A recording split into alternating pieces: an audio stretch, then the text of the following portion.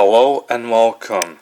This is a drink called How to Make Carbonated Hot Chocolate Mandarin Orange.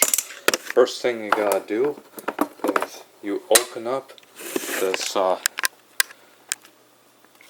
chocolate mix and you pour it into this mug and you pour in the water. Hot water, that is. And last but not least, you open up the Mandarin Orange sparkling water.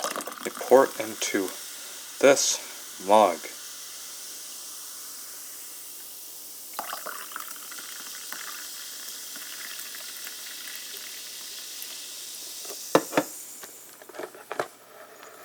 As you can see, this is how it's done.